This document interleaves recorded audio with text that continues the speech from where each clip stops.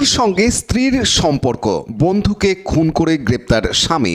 বিবাহ বহির্ভূত সম্পর্কের জেরে যুবক খুন পোলবায় অভিযুক্তকে গ্রেপ্তার করেছে পুলিশ ও স্থানীয় সূত্রে জানা গেছে পোলবার মহানাদের বাসিন্দা সাগরিকা সরকারের সঙ্গে 4 বছর আগে বিয়ে হয় নবদ্বীপের অভিজিৎ সরকারের।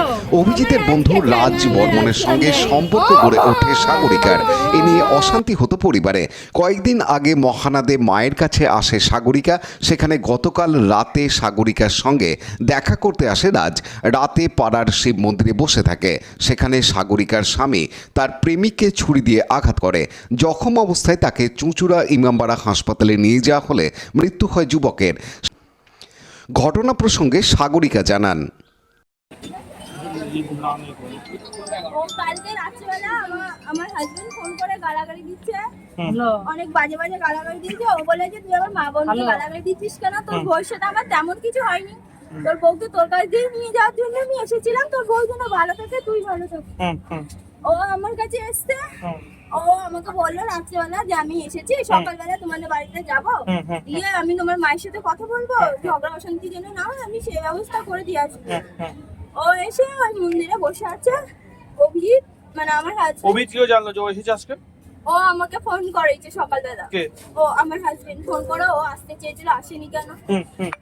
আমি ফোন করবো না, আমাকে জোর করে ফোন করিয়েছে, ফোনটা স্পিকার দিয়েছে। আমরা তুমি আসতে চেয়েছিলে, আসলে না তো? বলে হ্যাঁ আমি মন্দিরে বসে আছি। তখন ও আমার হাজবেন্ড ঘর থেকে বেরিয়ে সোজা রাস্তা দিয়ে ও আপনার বাইরে শিবমন্দির কত দূর? রাস্তা দিয়ে গেলে 5 মিনিট লাগে। আর আমি জঙ্গল দিয়ে গেছি ওর কাছে, গিয়ে আমি ওকে বলছি তুই চলে যা। লোকজন ছিল শিব মন্দিরে না আপনার? ছিল। তারপর কি হলো? এখানটা ফিট করবেন না, এখানটা ফিট করবেন, তুই চলে যা। ও গেল না। অভিজিৎ এসে ওকে বললো তুই এখানে এসেছিস কেন, তুই চলে যা। ও বলছে না আমি যাবো না, আমাকে নিয়ে তোমাদের ঝামেলাটা মিটিয়ে দিয়ে তারপরে যাবো। ও আমার হাজবেন্ড দোকানে গেছে, দিয়ে চাকু কিনে ওরে হানি হ্যাঁ ওখানকার দোকান থেকে কিনেছে। আপনি যখন ছিলেন?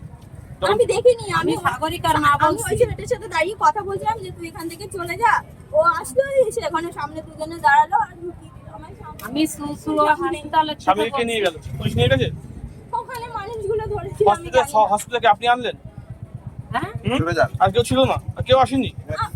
কেউ ছিল না আমার পাশে। তখন তো আমাদের বাড়ি থেকে দূর, এখন মা তখন কাজে, কেউ ছিল না আমার কাছে। আমার সাথে আরেকটা দাদা এসেছিল। ইমামবাড়া হাসপাতালে আজ দেহের ময়না তদন্ত হবে। পুলিশ ঘটনার তদন্ত শুরু করেছে। আজকে সকাল 8টা নাগাদ মহানাদের জটেশ্বর মন্দির প্রাঙ্গণে নবদ্বীপের 24 নম্বর ওয়ার্ডের বাসিন্দা অভিজিৎ সরকার তারই পরিচিত এক যুবক রাজ বর্মনকে ছুরি দিয়ে আঘাত করে। রাজ বর্মন রক্তাক্ত অবস্থায় ঘটনাস্থলে লুটিয়ে পড়ে। স্থানীয় বাসিন্দারা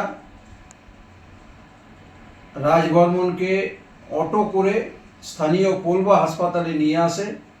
পোলবা হাসপাতাল থেকে তার ইনজুরিকে বিচার করে চুঁচুড়া ডিস্ট্রিক্ট হসপিটালে রেফার করা হয়।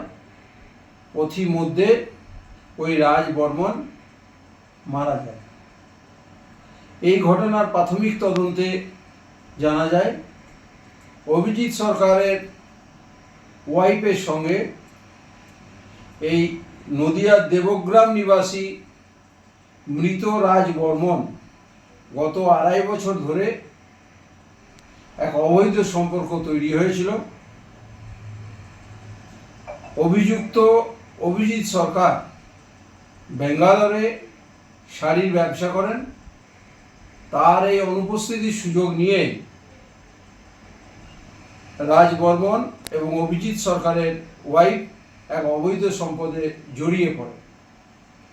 গতকাল অভিজিৎ সরকার ব্যাঙ্গালোর থেকে ফিরে শ্বশুরবাড়ি মহানাদ নগরপাড়াতে আসে তার ওয়াইফের সঙ্গে মিট করতে।